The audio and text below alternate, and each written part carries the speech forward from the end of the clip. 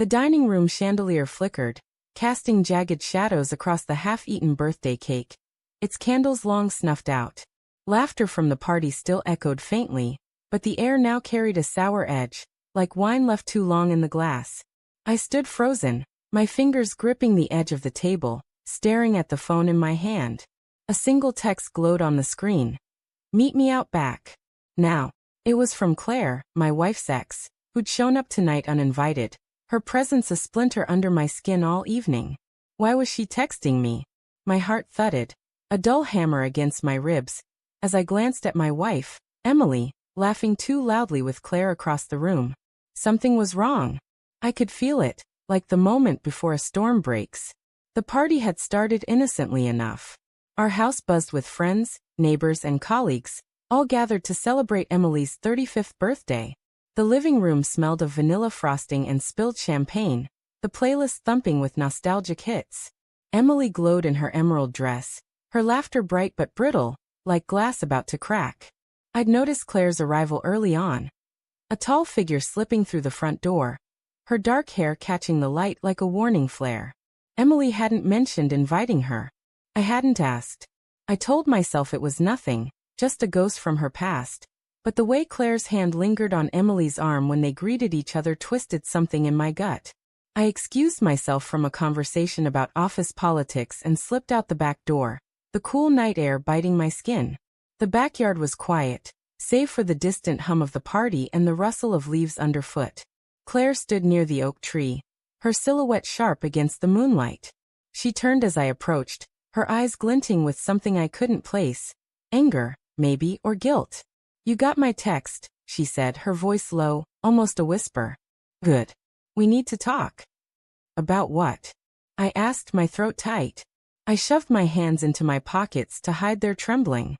"Why are you even here, Claire?" She stepped closer, her perfume sharp and unfamiliar. "I didn't come to ruin your night, Matt. But you deserve to know."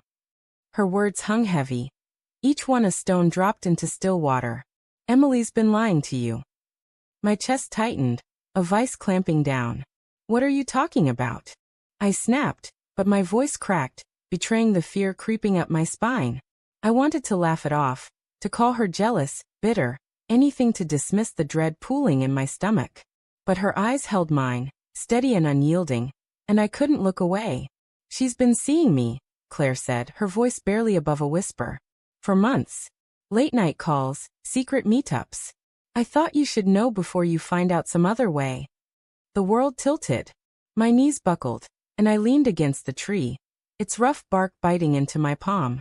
"You're lying," I said, but the words felt hollow, like a prayer I didn't believe in. My mind raced, replaying moments I'd dismissed. Emily's late nights at work, her phone always face down, the way she'd pull away when I reached for her in bed. Small things easily explained. Or so I'd thought. "I'm not," Claire said, her voice softening, almost pitying. "I have proof. Texts, photos. I can show you." I shook my head, the motion frantic, as if I could shake her words out of existence. "Why should I trust you? You're her ex. You could be making this up to hurt her." Claire's jaw tightened, and she pulled out her phone. "I'm not the one hurting anyone. Look." She thrust the screen toward me, and there it was, a photo of Emily, her head tilted back in laughter, sitting too close to Claire in a dimly lit bar. The timestamp was 2 weeks ago, a night Emily had said she was working late.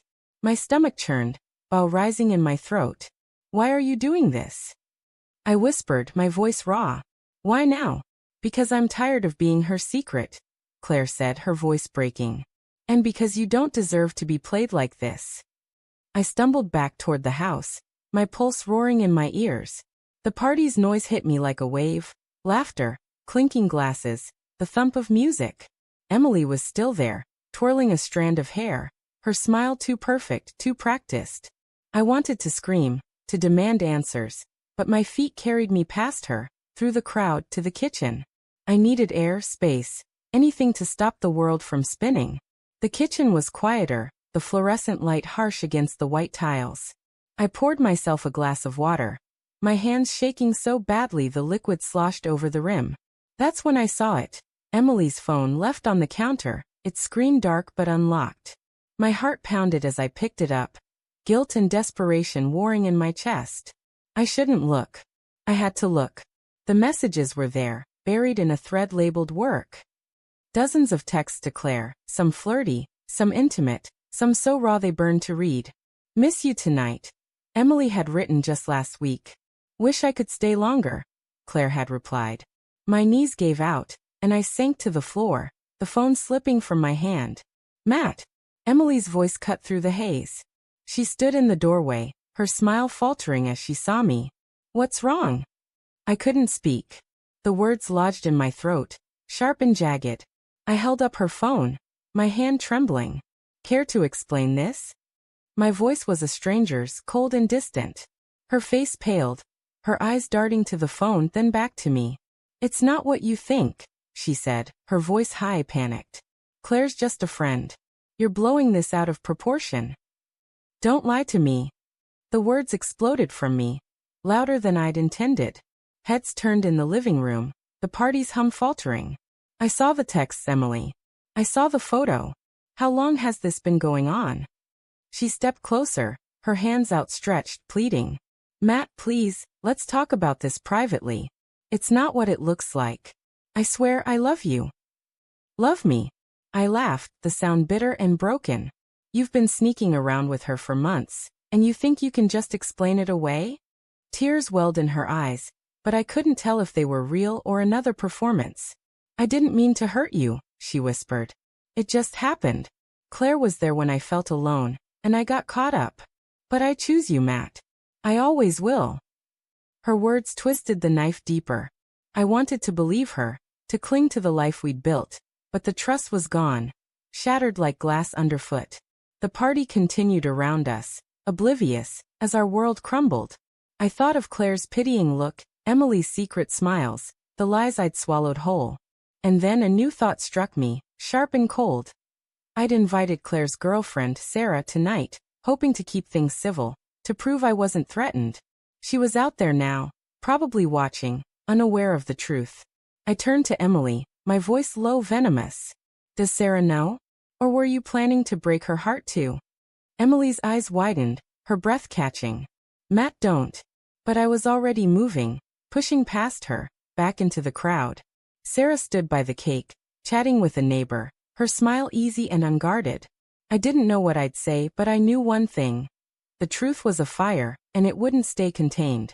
Not tonight.